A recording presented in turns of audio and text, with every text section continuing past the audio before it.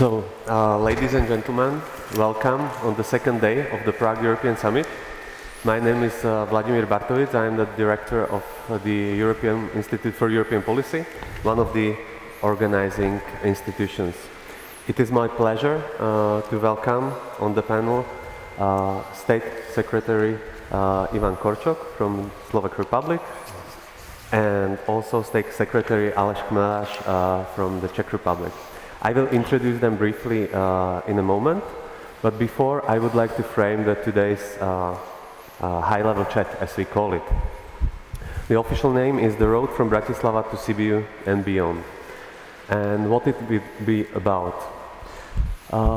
We have to look back into the year 2015, which was not among the best years for the European Union.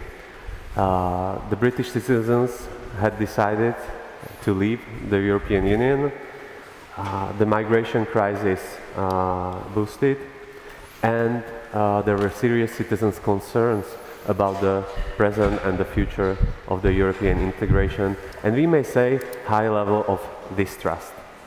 The leaders reacted in convening informal Bratislava Summit of the EU 27 leaders of the member states, so without the UK. They did a reflection. Part of it took place on the beautiful river of Danube in Bratislava, and they decided that the reflection process should continue and the EU should make diagnosis of what had happened, and it should chart path away from the crisis.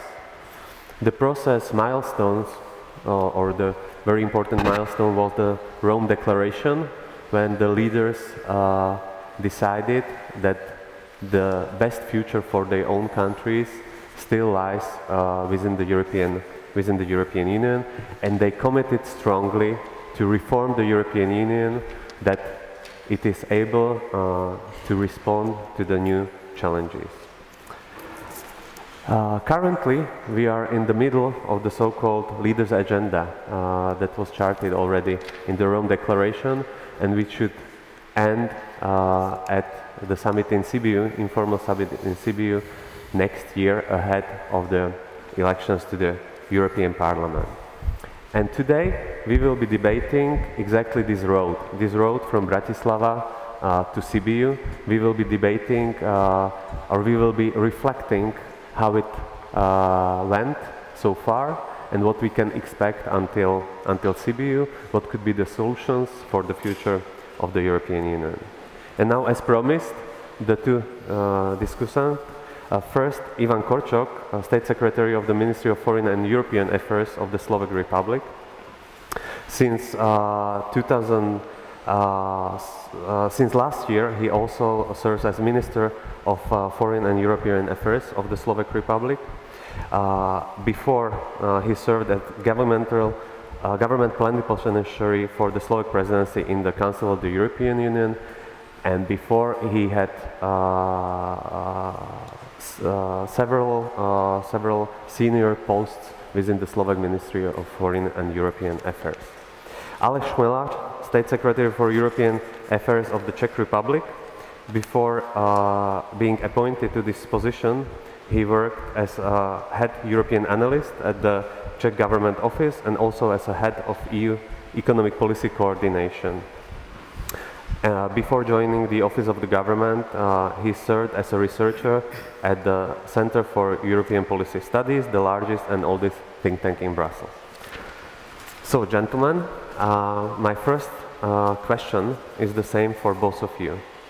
It will be a little bit more general question, and afterwards we will proceed with the more specific questions. So the first question, the same for both of you. How do you so far evaluate the process of the EU reform started in Bratislava 2 years ago? Mr. Korčok, please. Well, thank you very much, and first of all, I'm glad I can be here today in Prague and in these wonderful premises of Lobkowicz Palais. I hope the sound is as good as is the magnificent view of this very room. Straight to your question, how I see the process so far. I've been involved in it from the very first moment on, when we stood in a shock of referendum, which took place less than 1 week before we have taken over our Slovak presidency. And the immediate response, as it was indicated, was to convene a summit. After many years, to convene a summit in the capital of one of the member states, by then in Bratislava, and to find a response to it. And the response consisted of two parts, in my view. One was the Bratislava Roadmap, which was mentioned here, and by that we have in fact enlisted items on which we wanted to deliver and show that in spite of this shock caused by referendum, we are still delivering. And I will not now go item by item, but I looked at it, I checked the Bratislava Roadmap, and in fact we are done. With the exception of one very complex issue, which is migration.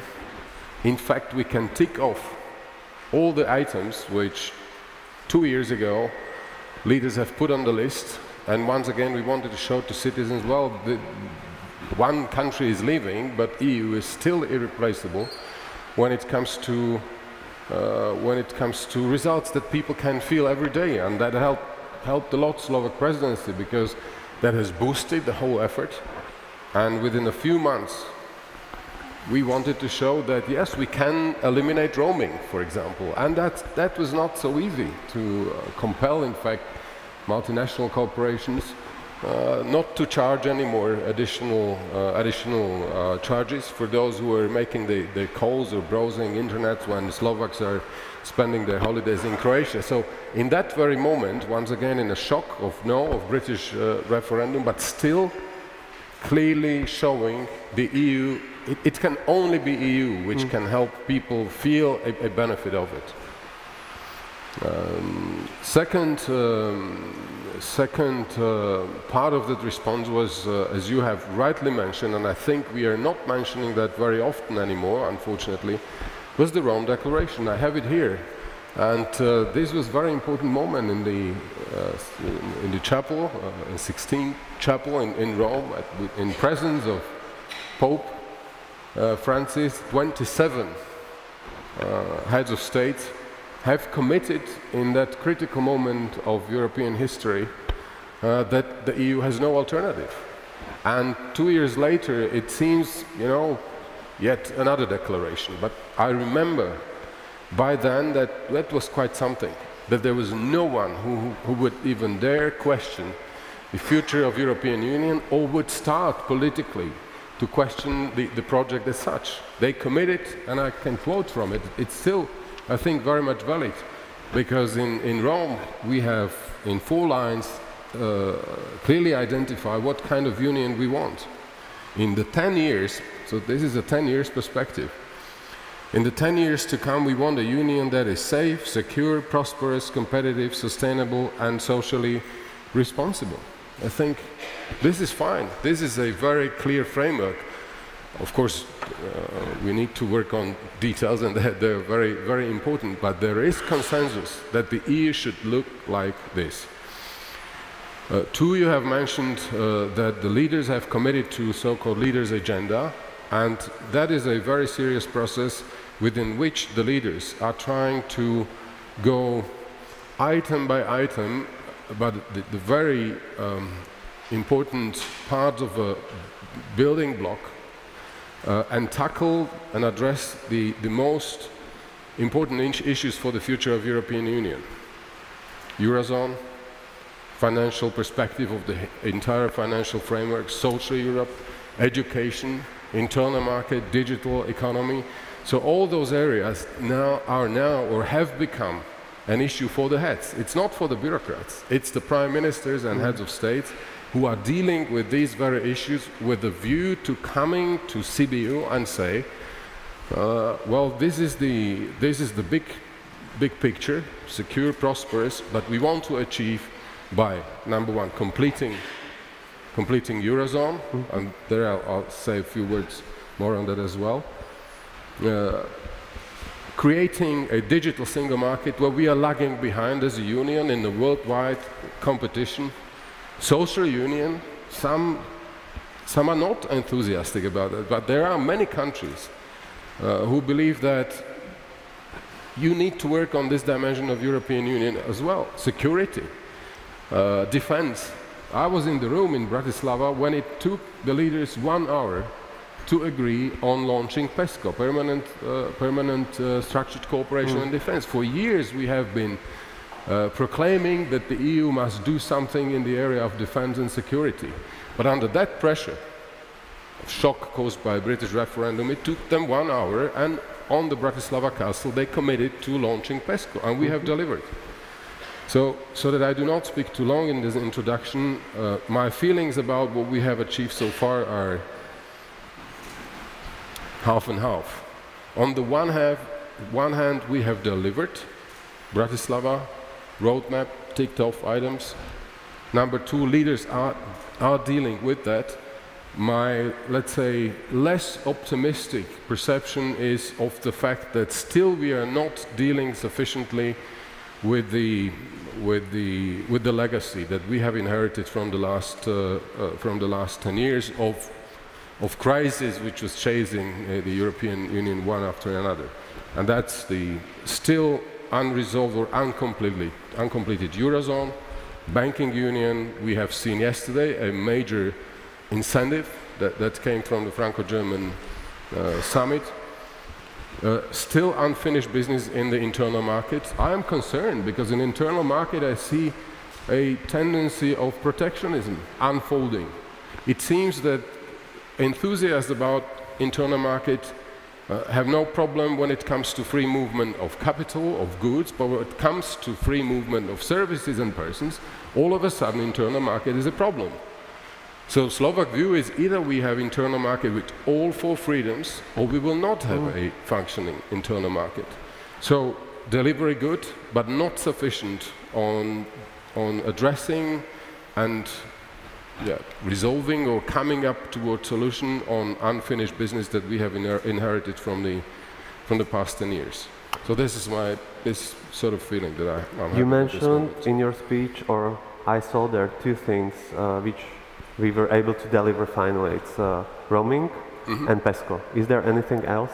What was achieved so far? Well, of course, in Bratislava we stood stuck in a way before ratification of CETA, the trade agreement with Canada. In Bratislava we have promised that we will adopt legislation on the border and coast guard.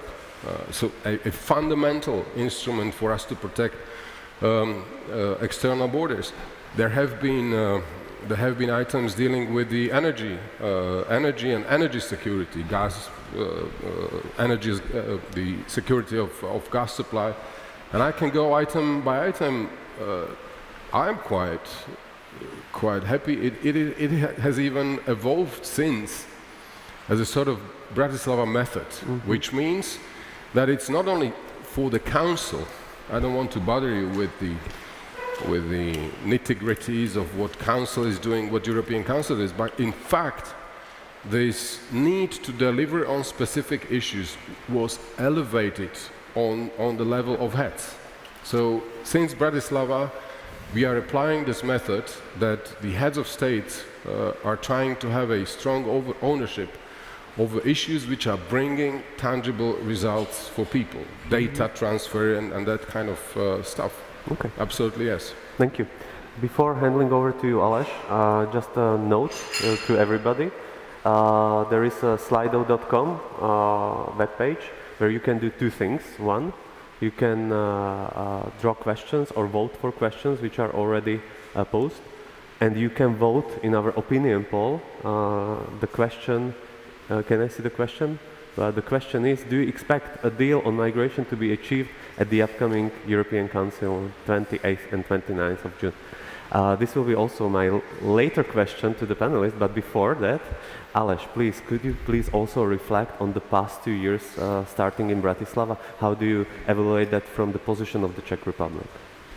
I mean, I could subscribe to basically everything that Ivan said, with no exceptions, to be completely clear, but I'd like to enlarge also his vision. I think that the process has already culminated, or it has, or the energy for a process of change has culminated in Bratislava. It was not the beginning, it was not born out of nothing.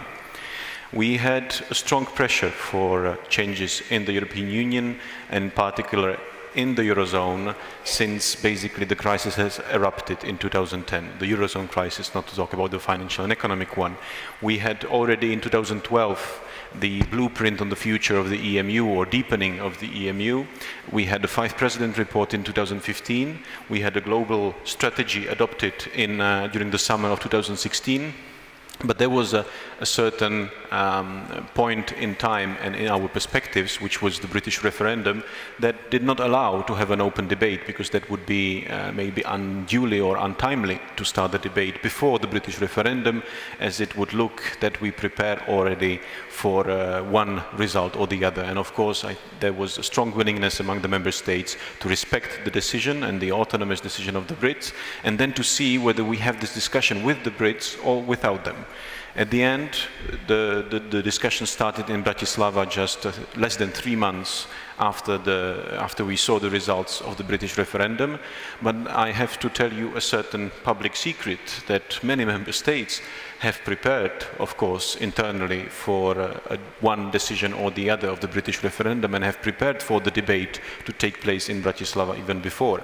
For the Czech Republic, and I was of course then in the government office and in charge of EU strategy, I mean long-term strategy, we started that process around the date of the negotiations of the so-called UK deal, or EU deal from the UK position. It was in February 2016, when more and more politicians, but also civil servants, diplomats, have realized that we need a certain roadmap, or we will need and we will have a very strong discussion after the referendum. Whatever the result, we will have a discussion on the future of the European Union after the referendum. It was very clear already, maybe before February 2016, but with the negotiation between the Brits and the rest of the European Union, we saw that there will be such a debate. And the Czech Republic internally, and we have discussed it very thoroughly, I mean several times, also with people from the Ministry of Foreign Affairs present in this room. We have discussed what would be the basic, let's say, the basis for the discussion. And what we saw as a very important aspect, and that was mentioned many times during our consultations, it was actually the defense topic, or the defense, or the common security topic, because it is at the same time something that the Brits have been for very long very reserved to, but it was also something what has a potential to politically unite Europe beyond the cleavages of South, North, East and West. This was something which could really unite the European Union after the British referendum, be it in one direction or the other. And the result of our consultations and of this process was actually, could be summarized to 2 words that the Prime Minister Sobotka has brought to the Bratislava Summit in September 2016, and these 2 words are convergence and security. Security in a larger perspective. Already in August 2016, Prime Minister Sobotka has made a speech in front of the ambassadors, Czech ambassadors from all around the world, putting a certain vision, a long-term vision, a very ambitious one, and not to be put on the agenda of the European Council immediately, of course, but a vision of a common European army. And this is really just a vision. This is just really a point in a far future where we could be going or not, but it is good to have a certain vision in this respect. And in Bratislava, the debate started. It continued in Rome, and it was a very important milestone in this debate. And sooner or later, we knew that this topic will have to be discussed item by item by the leaders, and this is what happened in the leaders' agenda, and I'm very happy actually that it happened. And on the question whether this roadmap from Bratislava to Sibiu and maybe beyond, whether it has fulfilled its goal, whether it is enough to deliver PESCO, whether it is enough to deliver progress on roaming or on CETA, on European Border and Coast Guard, I think that it depends on what are the expectations from the process. And there are 2 expectations. The one is that we will have clear results, that we will have these initiatives. But the second one is also to get to know each other's positions on very innovative ideas and to know where we can continue and where we cannot. I was last month in Florence at the State of the Union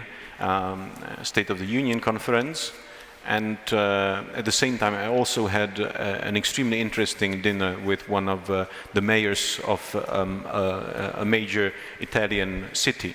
And he was very clear. He said that the future of Europe should be based on more solidarity, of course, but also on a more flexibility in terms of, for example, some aspects of fiscal rules. And he said that the European Union, and I completely agree, as is concerned Italy and many other cases, that if this stringent position on fiscal responsibility is being rendered more flexible, for example, for some member states, then it would increase the support of the European Union, and it would ensure a certain perspective for many member states to see a certain future and a good future in the European Union.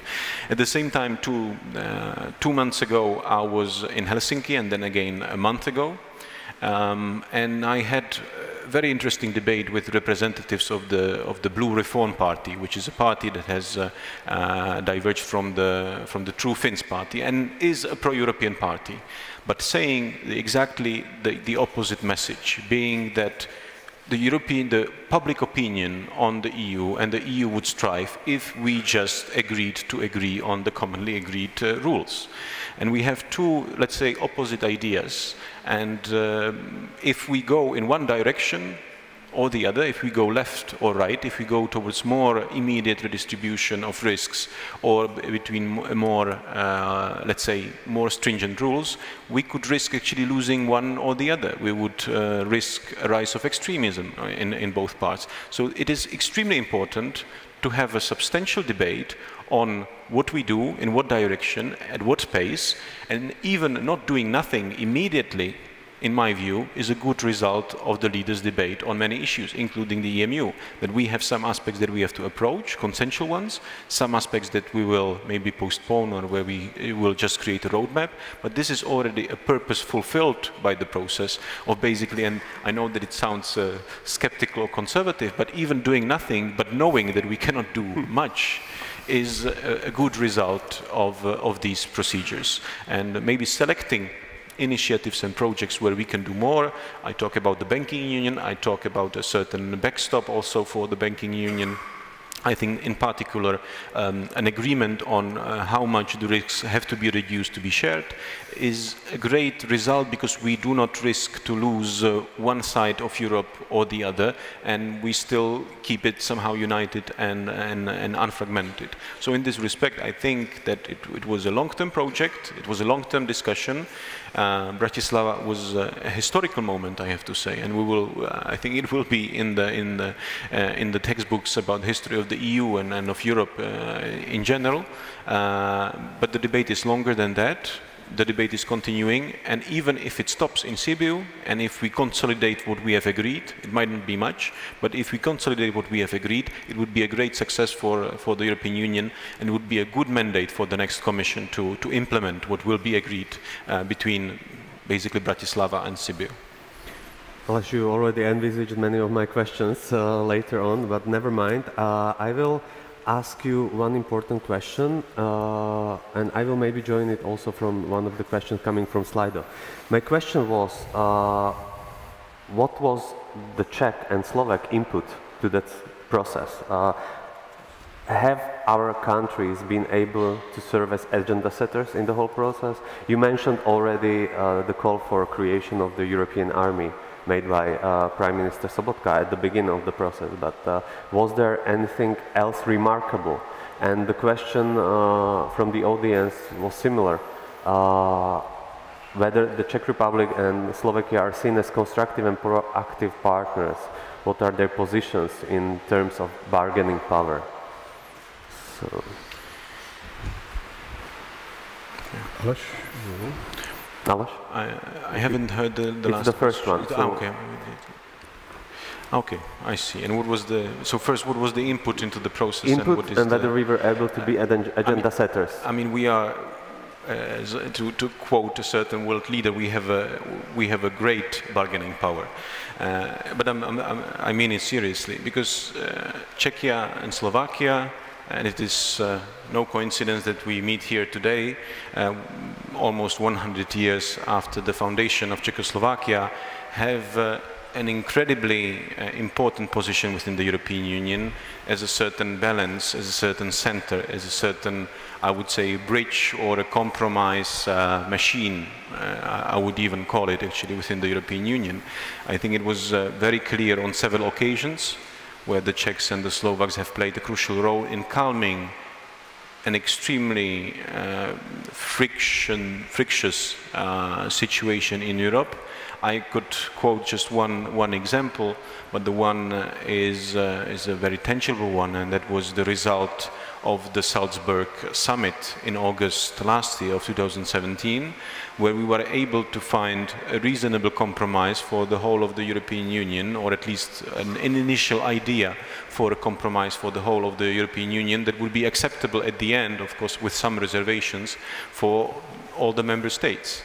In this particular case, it was on the revision of posting of workers directive, but it is more general. It was a certain compromise on how the single market could work, so that we have a clear framework, not complicated by barriers on a national level, for the overall functioning of the single market, yet we address the concerns of many citizens of the so-called social dumping or other aspects of the single market that proved to be politically controversial. And this was a great moment of compromise which we contributed to, and I'm also confident on a more general level that Slovakia and Czechia are actually holding, and it might not be too visible, but are holding the European project very much compact, especially in the relationship between East and West. I think without let's say, the democratic and unity message of the Czechoslovak tradition since 1918, and this, I mean, and our values contributing to a certain compromise within the European Union, we would be in much more critical situation today in the European Union. Mr. Korčok, would you like to add to that? I never want to see myself in a position that I would assess whether we are the ones who are agenda setters or whether we are active or not. But I can tell you that one of the initiatives, I even dare say a Slovak brand to it, is what we put on the table during our presidency, and that is the context of completion of Eurozone and its fiscal part, where Slovak Minister of Finance put on the table the idea of a fiscal unemployment insurance scheme. It sounds very technical, but it is very, very, very political. It would be a major step towards completing the fiscal part of economic and monetary union. And I'm mentioning that because while Aleš spoke, I read once again the paper that was published after yesterday's meeting of France and Germany. And I see it in here. I'm not saying that they have copied the Slovak proposal, but yes, they say that they want to work on a unemployment stabilization fund or something like that. So we are a small country of Eurozone, but this is an example where our finance minister Peter Kažimír has put a substantial proposal, a very controversial one, on the table. But those who are dealing with the Eurozone and are thinking how to complete its fiscal part, that was certainly Slovak idea. And secondly, that is more for the entire Visegrad 4. And I know that I'm now dancing on a very tiny ice, but I remember 2016-15, when the migration crisis started. And in one of the councils, I was almost crucified when I back then said that we will never regain control over migratory flows unless we protect our external borders.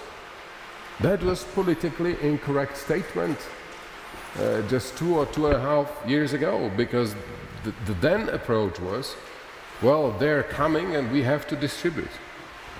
But that was, in our view, against a common sense, because, you know, unless you control borders, protect borders, by which I do not mean that we will close the borders, but protect borders. I'm very enthusiastic about protecting borders. But protect borders means to ensure that you can distinguish. You can distinguish between those who are fleeing in order to save their lives from wars, or those who are seeking simply an economically better life. And we have completely lost the control. So why I'm mentioning this? Because through our perseverance, which has had a negative political costs as regards the perception of V4, but because we have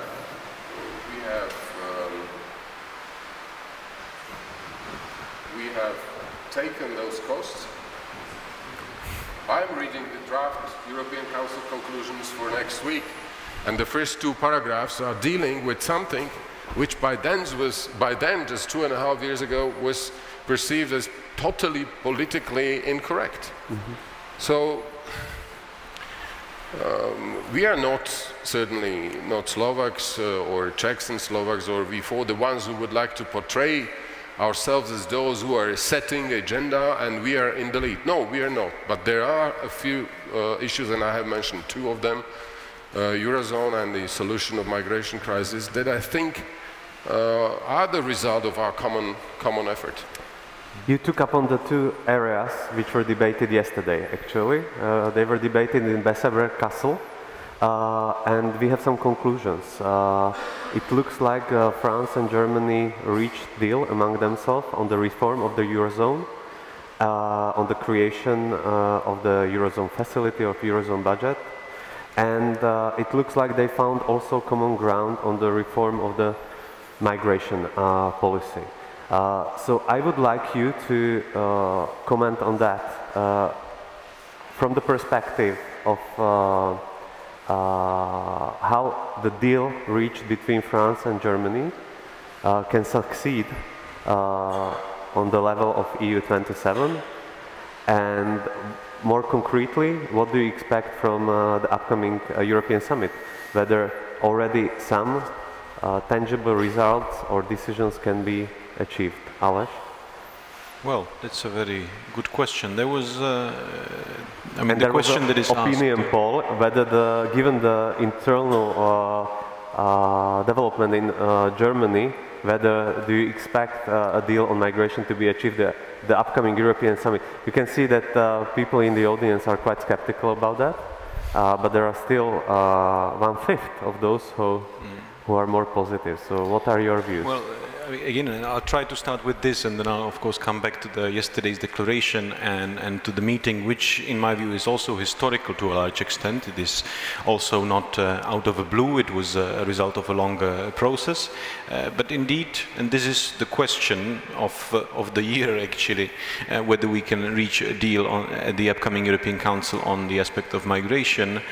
Well, of course, yes. I mean, there's no space for a no, because there will be a deal. The question is what the deal would, of course, include and what would be the aspects of the deal. But what we see in the past months, in respect also with development and the leadership of several countries, we see a certain tendency that realizes that we are standing in front of challenges that are of a purely external nature. Be it, and I remember in February we had a G5 Force Sahel conference. We had among the leaders. In March we were talking about at the European Council about the relationship with Turkey, about basically the relationship with Russia through the Skripal and Novichok case. We were talking about the tariffs. And if you take it from a geographical perspective, be it from the west, east, southeast or south, Europe is actually under pressure. And I think that these external elements have contributed extremely as a pressure towards the member states to agree on something and not to push for solutions that would be divisive, because we cannot be divided in an extremely important period of time, both from an external aspect but also in a period of time when we discuss the future of the EU, not just in blue papers and white papers, but also in very concrete terms at the negotiations of the multi-annual financial framework. We cannot be divided, and I think there was a clear signal yesterday from France and Germany, who are also, let's say, a machine for consensual ideas in that respect, that those are, in terms of their interest, maybe at different countries on many aspects, many visions of how the single market should work, how trade should work, maybe on some other aspects, but they are able to come together and have a certain proposal for consensus. And that was very clear that they were under certain positive pressure, both from outside the European Union, but also from the inside, in respect of seeking a solution that would be acceptable for everybody. And if you look at the proposals that concern Eurozone, they are ambitious, and I think they are very ambitious. At the same time, they are reasonable and they are realistic, maybe not in the very short term, but they are realistic. There were much wilder ideas, actually, turning in the air, and what we have here is a rather good proposal to have a good debate on the 29th at the Euro Summit, and maybe more importantly, and let's say more concretely for the Czech Republic, because this is the debate that moves the political situation in here in Prague, the question on migration, the message that has been sent by yesterday's declaration is also very clear. We have been told, basically since October, that external issues are dealt with, that external issues are done. We have agreed to what we could agree. There is a strong consensus. We do not need to do anything else. What we have, what remains, is the internal aspect of migration, and especially the reform of the European Common Asylum System. Yet, we see it again and again, week by week, clear messages that we have to do more and we have to do something very concrete, clear messaging on the external side, because before we can agree on the internal one.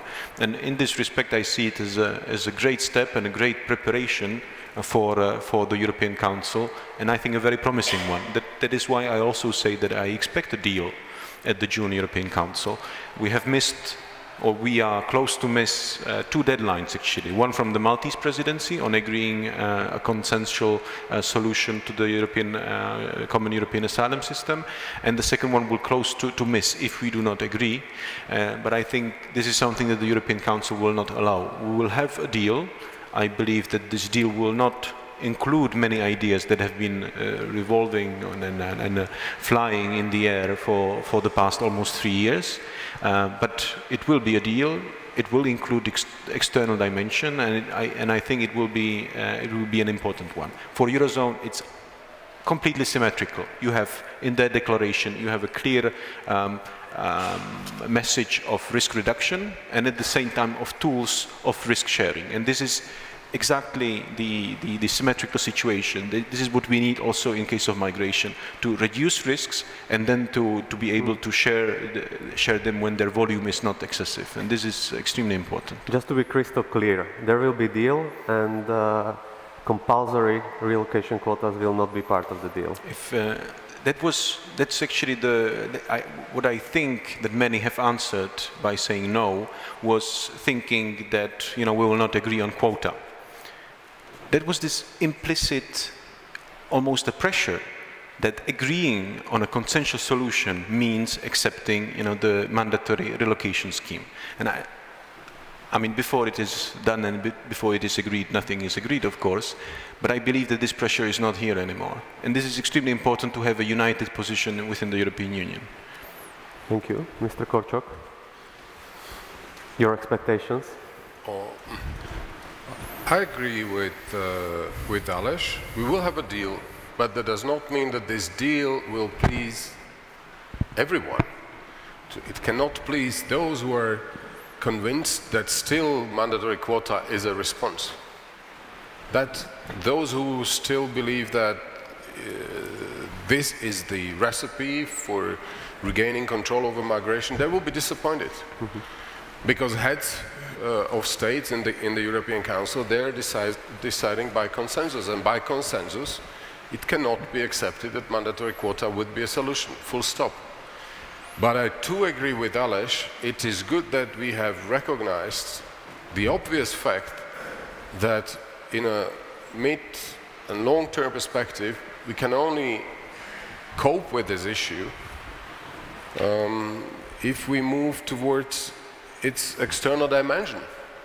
And therefore I welcome the idea that we will now repack basically most probably the idea of establishing hotspots or simply the places to which people who were rescued on the sea will be possibly brought back, and there the decision will be taken whether they are eligible for asylum because they are fleeing wars and they need to save their life, and Slovakia is open to it. Slovakia, with its opposition against mandatory quota, we have never ever said that people who are coming and seeking asylum would be proceeded according to international law. We have always opposed the concept that whoever comes will be distributed. But now we are step by step, I think, recognizing that in a mid to long-term perspective, we can only deal with this problem in those countries from which people are still motivated to go, leave, and risk their lives. And let me put it very bluntly, in order to regain control, it will be very costly. And Slovakia is ready to pay its over-proportionate part for it.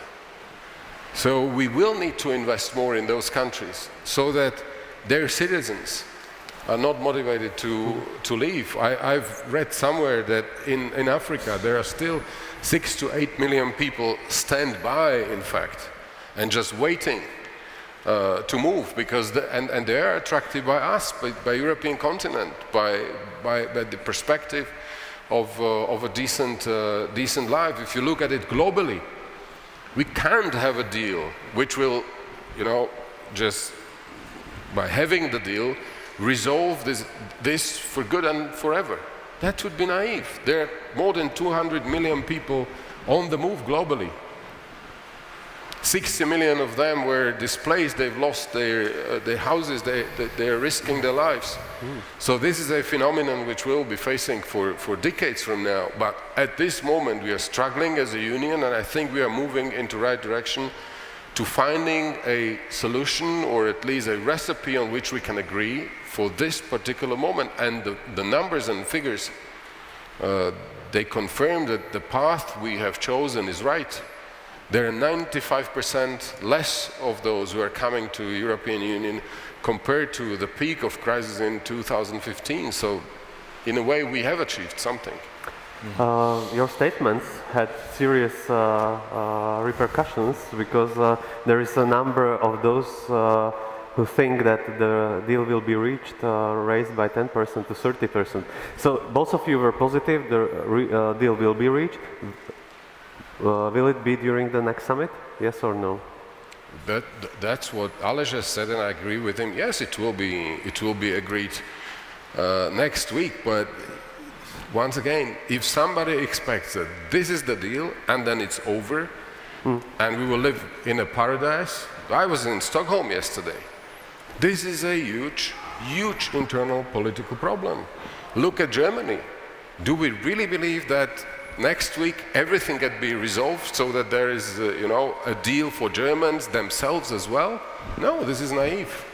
But we will agree on some of the important elements that bring us to a complex solution, and that will lessen, if you allow me, the internal divisions that we have had. This is extremely important for us as well. Okay, so now looking into future, into Sibiu, what are your thoughts? What can be achieved by the Sibiu Summit or by the Sibiu Summit? Can there be any specific decisions or project launched, or will it be more like Aleš, you said before, just confirming the confirmed? So I would join it again with the question also coming from the audience with 31 votes. What are your thoughts on the pre-Sibiu consultation of the future of Europe launched by the European Commission? So if you can take it together, these two questions. What do you expect from the Sibiu Summit? Any specific decisions? And what are your thoughts on the consultation launched by the Commission? Mr. Korčok. Frankly, when I prepared myself for this a few days ago, my response to this very question that I wanted to share with you would have been more skeptical when it comes to Sibiu. And my argumentation is that up until now we have seen valuable, important individual inputs into the debate about future of European Union. It all started with the Commission's white paper and 5 scenarios, fine, good, especially not divisive, and it has offered, I think, a chance to think about, in a broader perspective, what path we will choose for the future of European Union. State of the Union address by President Juncker, fine, good contribution. President Macron, and you can continue like that. And just 3 days ago, on the basis of this, I would have said, but stop now with individual contributions, because we need to sit down together, 27 of us, and we need to start collectively thinking about response that we have promised to our people in Bratislava. Now, after yesterday, and after having read very quickly the Franco-German paper, I am becoming more optimistic, not in terms of substance, but in terms of the fact that we are moving finally. We are moving, and what you read here, in my view, and without making any comment on anything that is in here, the two leaders have recognized that we are running out of time. We are, in a few days, 2 years since Brexit, and just a few months before Sibiu, and we need to deal with what I have said in my introductory remarks, with the difficult legacy, because in my view, European Union does not need any completely new alternative concept. I'm absolutely skeptical, I am against it. If you read Article 2 of European Union, if you read the Rome Declaration, what else can we invent to make a better Europe? I don't think so we can make something better. But we will. I think the problem at this moment is that the crisis over the last 10 years, migration, Eurozone, terrorism, Russian aggression, has made it clear that unless we, in fact, complete those successful projects, including internal market, we cannot convince the people that those crises will not come back. So we in Slovakia, we are more down to earth, we are not that visionary, but we say it is complex, it is difficult, but regain trust of our people by making clear to them, by convincing them that they will never ever experience a situation like in 2009 and 10 when they feared whether their deposit in banks in Eurozone are safe. Should this happen again, I think we can forget European Union, and therefore completion of European monetary, economic and monetary union is so important. Can we once again survive millions of migrants marching through European territory as we have seen it in summer 2015, if I remember correctly? No. Because then all the chauvinists and all the crazy people representing crazy political forces of European Union will gain the ground. This is the problem. Can we survive? Can we still uphold internal market with protectionist tendencies that we see in Austria, indexation? The truck drivers who are really shikanovaní, how do we say that? Mocked, who are mocked by, you know, with the bureaucratic bureaucratic hurdles when they are bringing load from Prague somewhere to Spain. This is not internal market in my view. So the vision is complex, it is complicated, but without delivering on what has caused the crisis, multiple crises, we will not regain the trust of people. They're not interested in intellectual twisting ideas and everything. The meeting yesterday is also about institutional issues. They're coming up with an idea to make a smaller commission. That will be hard. But once again, I'm confident that we can move. And until Sibiu, once again, I see now a little bit momentum growing. Thank you. Aleš, shortly, because we are not running out of the time. Well, first of all, and I will not repeat what Ivan said because I would agree. I think that it has brought us in a certain, and it will still bring us into a certain catharsis of the ideas where we really, and it was obvious every single time of the Leaders' Agenda debate, that we choose what is feasible, what is basically consensual, and we are ready to continue in it, and that there is a big pressure actually there is a big resolvence to do this. But at the same time, and this is a very important aspect, is that we forget in the discussion and in the consultations that are extremely wide. They range from culture to basically the next multi-annual financial framework, and from migration to external affairs. In this respect, I think, and this is where we are completely on the same side, that we have to also be careful on not forgetting to consolidate what we have. And indeed, you know, Voltaire used to say that in 18th century, that you change laws in Europe more often than horses, because you are moving and you change laws on your way. If, for example, some aspects of some, let's say, initiatives, in my view, that are against the four freedoms, and especially against the freedom of free movement of services are implemented, we would be back in the 18th century Europe, because indeed a truck driver coming from Prague to Madrid and back will be changing laws actually really more often than maybe fueling their tanks with fuel. So in this respect, and this is just an illustration, I think we forget that a strong basis for our common future is actually the single market, and I believe that it will be also a result of the consultations, that we will consolidate on those many, on those various ideas that we had and that we are discussing as part of the Leaders' Agenda and as part of the consultation launched by the European Commission. But I also hope that in the next term we will be able to consolidate of what we have, especially single market. Just tell me, we can pick up very shortly on that question, if you can give 3 topics which will dominate the EU agenda, both of you. Yeah. And then we will give also 3 questions. We will pick up 3 questions from the audience, and we will go toward the end of the session. So, just 3 topics that will dominate. I wanted to respond to this question because me too. It's a very provocative question, and then I thought that it is my good friend and colleague Martin Povešil, your former Perm Rep, who served with me for a couple of years in Brussels, who posed that question. Hi, Martin. And you have had a great defender of Czech interests there.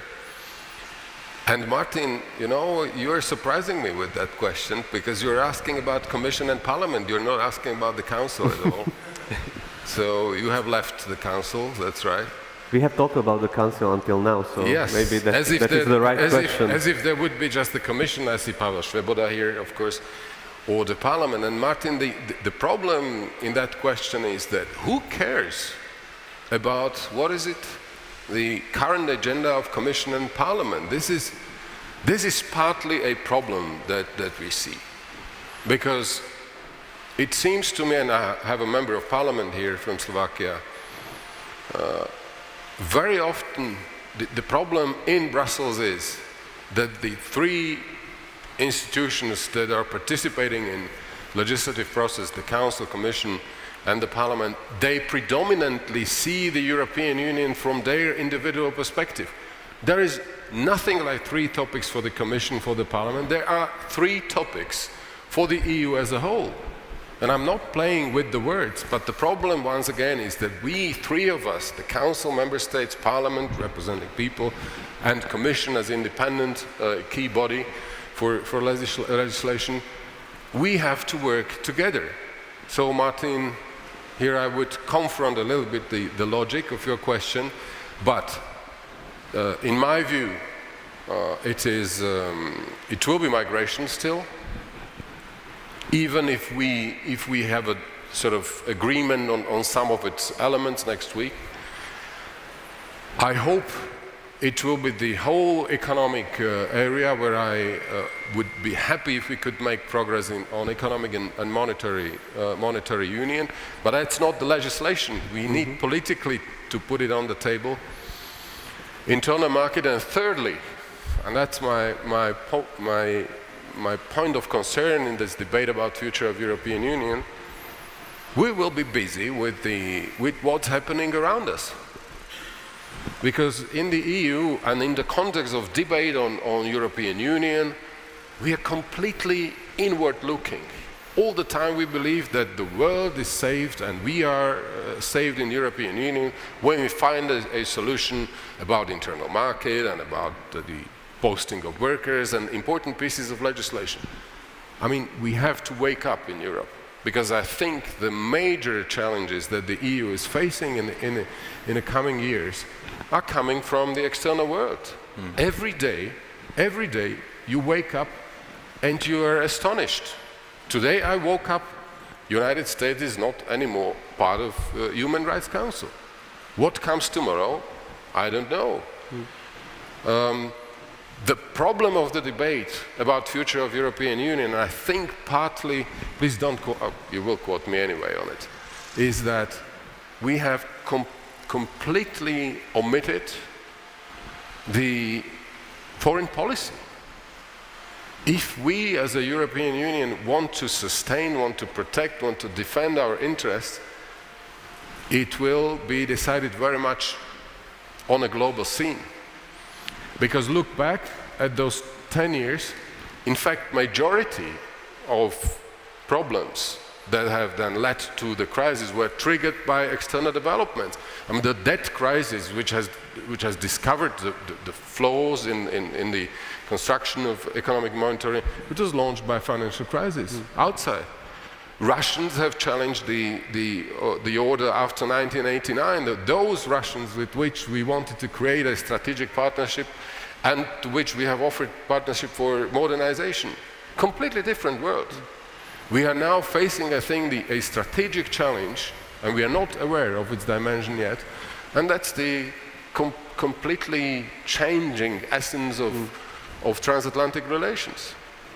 I mean, we Europeans have to go out of our rooms and look around, and you will discover that even with ideal solution to all our internal problems, we are not done.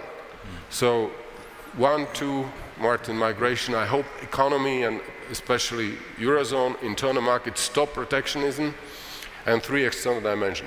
Okay, thank you. Aleš, very quickly. I'll try to be really very brief, because I wrote down the answer even before, because I saw that question. I think it is a very good question, and I think it was on purpose that the European Commission and Parliament are mentioned there, because it is not about the term of the European Council President, that will continue. The member states have a great certain, let's say, continuity. It will not change with the new President of the European Council, I think, and at the same time I hope, because it's the role of the President of the European Council is to ensure a certain umbrella towards the leaders. It's not to push for their own opinion.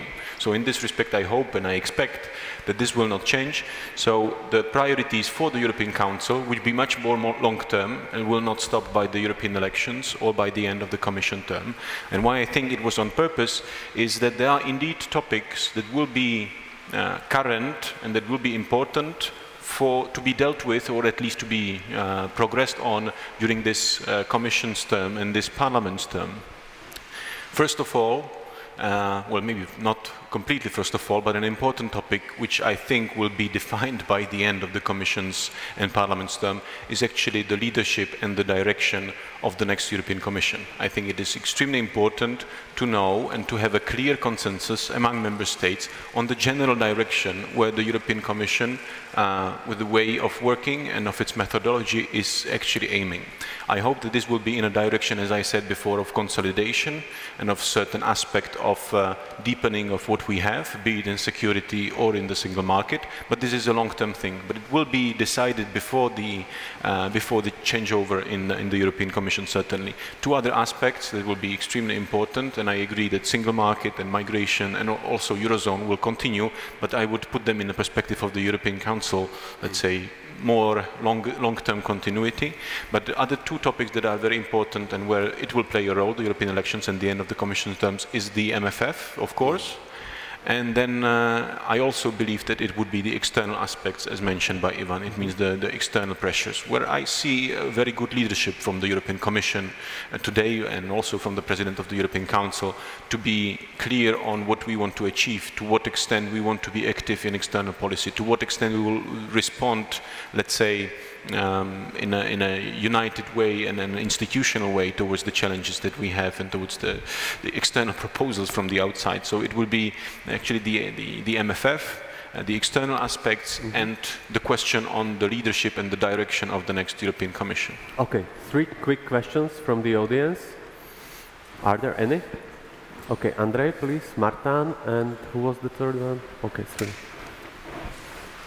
Yeah, Andrej Marček, I'm journalist from Slovakia. So if I may follow up on this external thing, it was also my question on Slido. So of course EU doesn't exist in the vacuum, so very quickly, concretely, how do you see the actions of President Trump and what does it mean for EU and transatlantic relations? Thank you. Martin? Thank you very much. Martin Michel, Deputy Director of European Institute for European Policy. I will continue on the topic of external challenges, and both state secretaries really insisted on this. And my question, building on what happened at the Messeburg cabinet meeting yesterday, is that Angela Merkel said that in terms of foreign policy, the EU will not always wait for absolute consensus. And there are now discussions that in certain items of CFSP, absolute majority voting, or at least unanimity voting, will no longer be the case. What is your thinking on this, and is this something you are ready to discuss with the French and German leaders? Thank you very much. Thank you, Yves. And you will be the fourth. Thank you. Yves Bertoncini, President of the European Movement in France. Dear Aleš and Ivan, you did not mention Brexit per se. What would be your position as regard the ongoing negotiations of Brexit, and maybe even more importantly, the future relation to be established between the Brits and the continent? Danish? I suppose it's the same question. Yes, so please. Okay, so I can read it. It's the most voted question, by the way. What is your view on the Three Seas initiative as a regional project helping our countries to catch up economically to the other half of our European Union? So we have 1, 2, 3, 4 questions then. Please take them up together, and that will be the end of this panel. Thank you. So Aleš, would you like to start now? Okay, why not? I'll try to be really brief on... those are difficult questions, all of them. I will start with the last one. It's not to say this is... I mean, this panel talks about the more immediate, let's say, or the 3Cs initiative is a very particular thing. It would deserve a separate session, certainly. But I think what is important to take the 3Cs initiative in a context of enlargement. Because without Western Balkans as part of the European Union, the initiative doesn't make much sense. I mean, it is completely understandable to create a certain, a space and common economic space in Central and Eastern Europe as part of the 3Cs initiative or not. It will have to be as part of the enlargement, and it will have to be part of as the European project, to put it very simply. So in this respect, we need a last puzzle for prosperity of Central and Eastern Europe. And this last puzzle is Western Balkans, in my view, for maybe very long term, but still. Without this, we can do many initiatives, we can call them in many ways, but without this, our region will not prosper, because we will always have a certain hole in the middle of Europe to be completely open. So I would always take it into the EU context and in an enlargement context. And when it is the case, I think a lot of the projects that we don't have an EU consensus, be it infrastructure or others, in the region as part of the 3Cs initiatives, would get a completely different perspective once the enlargement is finished, because it will be a European space, it will be the EU space. And on other questions, maybe more complicated, on QMV in common security and defense policy, and in general in our external action, you know, QMV is a controversial, let's say, element recently. But I think we forget to say one important thing. QMV has not been created to vote or to overvote or outvote. It has been created to create a certain common responsibility towards reaching a deal. And this is very clear on all the Council formations. You know that you need to seek more actively consensus, because you have a QMV hanging, you know, above your head, but it is still a consensus. It is not a unanimity, but it's still a consensus. And I think we need a certain tool to enhance, you know, the effectiveness of the decision making in terms of finding a consensus in our security and defense policy. Certainly, yes. I'm not sure whether QMV, due to this, to institutional and treaty-related issues, is the right answer, but we need a political or an institutional mechanism to make our external policy more operative. On QMV, QMV is a Lisbon creation. The problem is that without Britain, I think also that the percentages start to be very tricky, because we counted that Britain was in. So there is a certain different balance than before. So I wouldn't be so concrete than this. And on Trump, I think Trump was, for Europe, and I felt it in March during the European Council, it is a great challenge, and the whole approach of the new American administration is a great challenge. But at the same time, I think it was a wake-up call and a certain gift for the European Union to realize that they really have to seek, you know, the help at the end of their hand, as Donald Tusk has put it. It does not mean at all the United States would stop being our crucial partner. I think we do not have a bigger ally in the world, and we do not want a bigger ally in the world than the United States, but we have to take a large chunk of our responsibility. And in this respect, I think that the fact that we have a new administration in the US that is, let's say, less continuous than the last ones, is actually a good sign, or it could be a good message for us. Okay, thank you, Aleš. Mr. Korčok. Very briefly to the 3Cs question. I agree with Aleš, and for Slovakia I say we are fine when the 3Cs offers a platform where we can achieve more in terms of concrete projects. We are very skeptical if there would be an idea to make it a political platform. And in what direction it will go, we will see very soon, because in mid-September there is a 3Cs summit in Romania, in Bucharest. Already now they are working with Poland mainly in the lead on specific projects. So if projects find added value, infrastructure, absolutely yes. Brexit.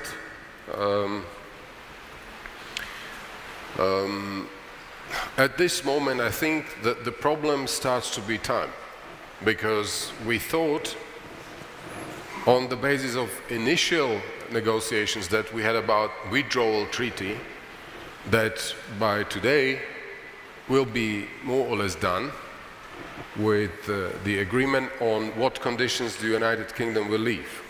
But we are not there, and this is my concern, because I thought that basically from summer until the end of this year, we will work on the future arrangements or arrangements for the future relationship. And here we'd be happy to learn more from our British friends, how they view their future. The basis must be free trade agreement with them, but there is much more.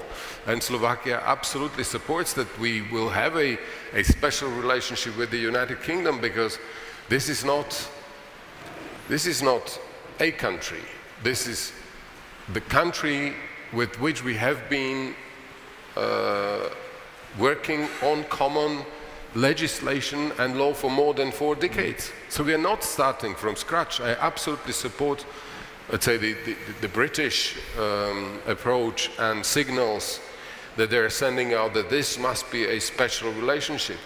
We need to have close relationship with this country after they leave in the area of defense and security, in the area of internal security, migration. I mean, this is so complex. So I'll wrap it up by saying that we now have to really move towards agreeing on the withdrawal agreement. We are not there, 85–90% done, and then we need time, because by March next year they're gone, and then the transition period starts, and then negotiations on the future arrangement will be launched. CFSP, I absolutely agree with everything what Aleš has said. My view, because this year is exceptional a little bit for me, because I'm representing Slovakia in the Foreign Affairs Council as well, and I believe time is high to recognize that we cannot live up to our own ambition to be recognized as a global player if the method of common foreign and security policy is the common lowest denominator. I mean, we are not legislating in Foreign Affairs Council. It's the decisions that we are taking, political decisions. But in Council conclusions, by which we say what our position is towards Syria, Ukraine, and Middle East, and Africa, and so on, you always work on the basis of consensus, and consensus means that there is the lowest common denominator. So we can't project power and our interests more effectively in foreign and security policy, and therefore I welcome intellectually, or the fact that France and Germany, and I have heard others saying something similar, step by step we recognize that intellectually we have to think about how we will do perform in our common foreign and security policy, and consensus.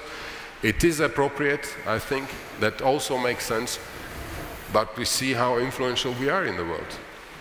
And lastly, on President Trump, look, he is delivering on his promise. America first. We are a little bit surprised that he is so consequent on it.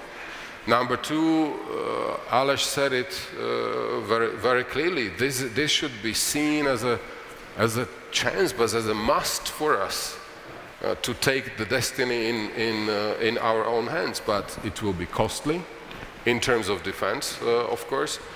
And on the other hand, you know, I have found out that since he is in power, that's the second year, the European allies of NATO, all of them have committed and are effectively increasing defense spending, because we are lagging behind. So this pressure in some of the areas can have even a positive result.